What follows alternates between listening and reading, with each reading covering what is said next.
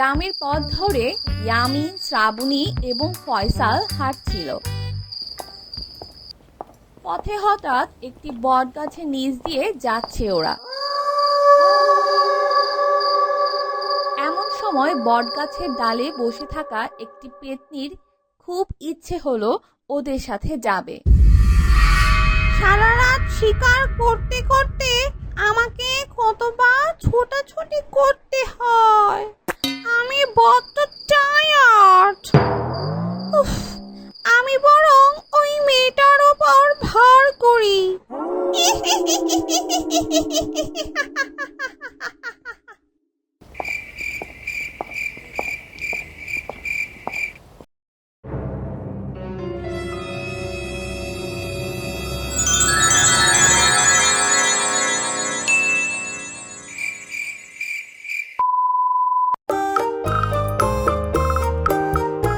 আরে নানা ভাই, তুমি আসছো? তুমি তো একবারে ঠিক টাইমে আসছো। এখনই তো আম কাঁঠাল পাকার সময়। আম, আয় হায় আম। আরে ইয়ামিন নানা, তোমরা কি বাইরেই কথা বলবা? তোমরা সবাই ঘরে আসো।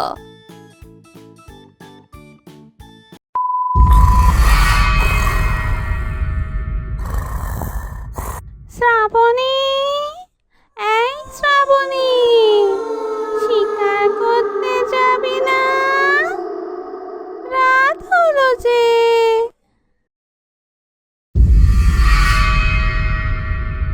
এ কি, প্রতি রাতে জঙ্গলে নিয়ে যায় শ্রাবণীকে।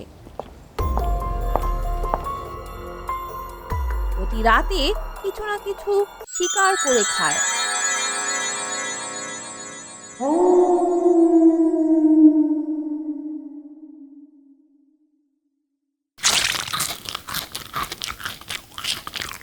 এই হতচ্ছাড়ি, একা একাই খাবি নাকি? আমাকে একটু দে। নাও নাও, এই নাও, খাও।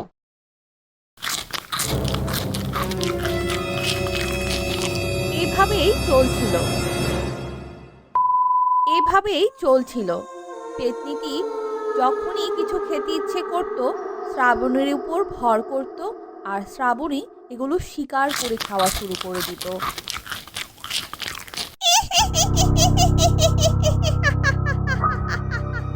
এমনকি মানুষের বাড়ির হাঁস, মুরগি, ছাগল খাওয়া শুরু করে দেয়।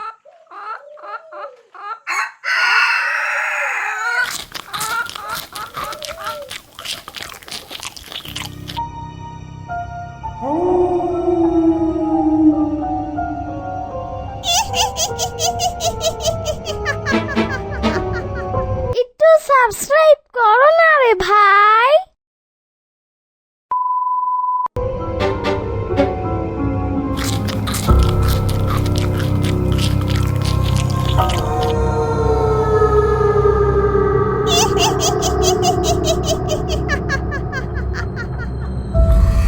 সারা রাত শ্রাবণী শিকার করে আর দিনভর ঘুমায়। বাড়ির সবাই এই ব্যাপারটা এত গুরুত্ব দেয় না। শ্রাবণীকে দেখছি না। শ্রাবণী কি সারাদিনই ঘুমায় নাকি? মাইয়াটা এতদিন পর আসছে বাসায়। ফয়সাল, তুই ওর পিছে লাগিস না তো।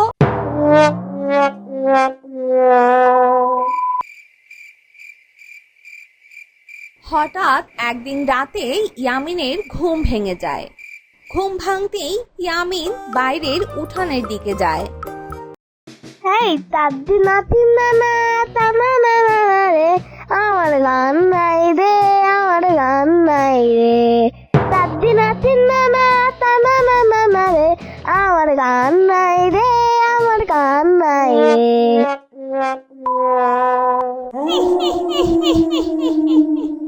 শ্রাবণীকে পেয়ে ভালোই হইল, এখন শিকার বেশি করতে পারি। যাই, আজকে একটা মানুষ খেতে ইচ্ছে করছে। আজ যাই, শ্রাবণের কাছে যাই, শ্রাবণের কাছে যাই।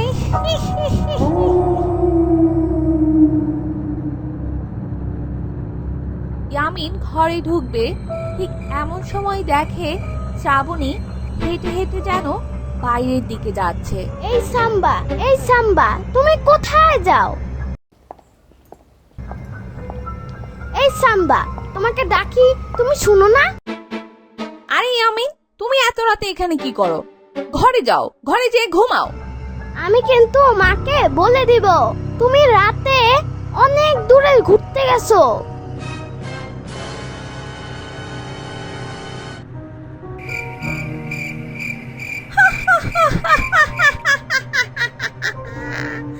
আমি তো সাম্বা নই রে বাছা, আমি তো নিশিরাতের রানী, নিশিভূত। আরে সাম্বা, তুমি এরকম কেন কথা বলছো? বাঁচাও বাঁচাও মা, সাম্বা ভূত হয়ে গেছে, সাম্বা ভূত হয়ে গেছে। এই দৌড়াস কেন? এই দাঁড়া দাঁড়া, তোকে তো আজকে খাবোই। আজকে শিকারটা না হয় ঘরেই করি।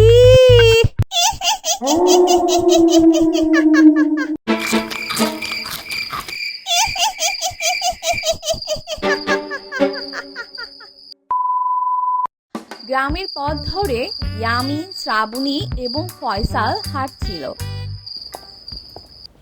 পথে হঠাৎ একটি বট গাছের নিচ দিয়ে যাচ্ছে ওরা। এমন সময় বট গাছের ডালে বসে থাকা একটি পেতনির খুব ইচ্ছে হলো ওদের সাথে যাবে। সারা রাত শিকার করতে করতে আমাকে কতবার ছোটাছুটি করতে হয়, আমি বড্ড টায়ার্ড। আমি বরং ওই মেয়েটার ওপর ভর করি।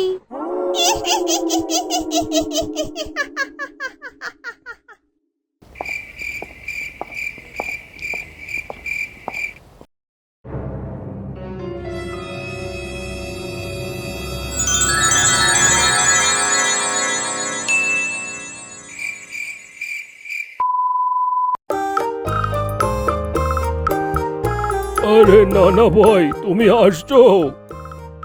তুমি তো একবারে ঠিক টাইমে আসছো। এখনই তো আম কাঁঠাল পাকার সময়। আম, আয় হায় আম। আরে ইয়ামিন নানা, তোমরা কি বাইরেই কথা বলবা? তোমরা সবাই ঘরে আসো।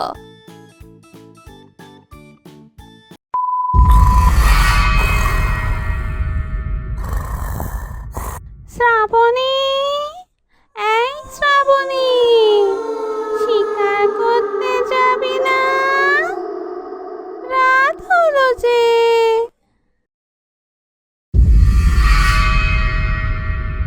এ কি, প্রতি রাতে জঙ্গলে নিয়ে যায় শ্রাবণীকে। প্রতি রাতে কিছু না কিছু শিকার করে খায়।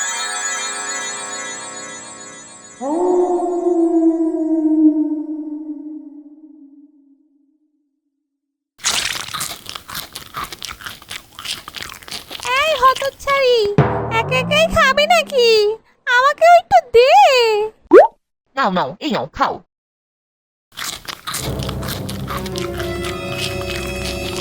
এভাবেই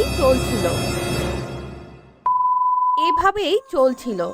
পেতনিটি যখনই কিছু খেতে ইচ্ছে করত, শ্রাবণীর উপর ভর করত আর শ্রাবণী এগুলো শিকার করে খাওয়া শুরু করে দিত।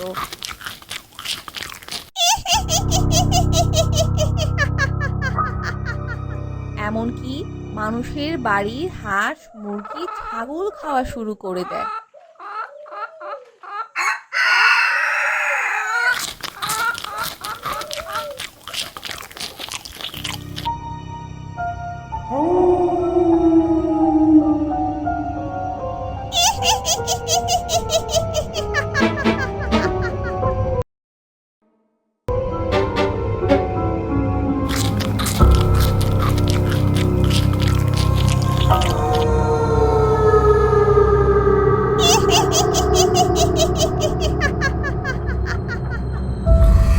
সারা রাত শ্রাবণী শিকার করে আর দিন ঘর ঘুমায়। বাড়ির সবাই এই ব্যাপারটা এত গুরুত্ব দেয় না। শ্রাবণীকে দেখছি না। শ্রাবণী কি সারাদিনই ঘুমায় নাকি? মাইয়াটা এতদিন পর আসছে বাসায়। ফয়সাল, তুই ওর পিছে লাগিস না তো।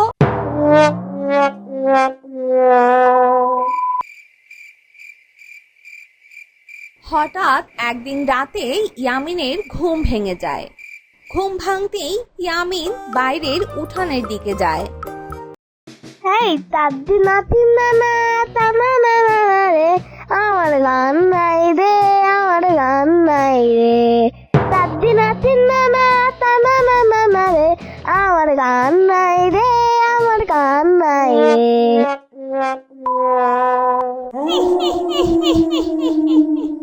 শ্রাবণীকে পেয়ে ভালোই হইল, এখন শিকার বেশি করতে পারি। যাই আজকে একটা মানুষ খেতে ইচ্ছে করছে আজ। যাই, শ্রাবণের কাছে যাই, শ্রাবণের কাছে যাই।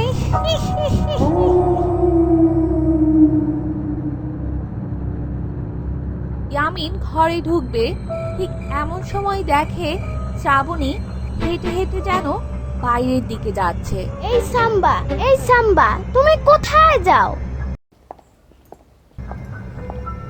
এই সাম্বা, তোমাকে ডাকি, তুমি শুনো না? আরে ইয়ামিন, তুমি এত রাতে এখানে কি করো? ঘরে যাও, ঘরে যেয়ে ঘুমাও। আমি কিন্তু মাকে বলে দিব তুমি রাতে অনেক দূরে ঘুরতে গেছো।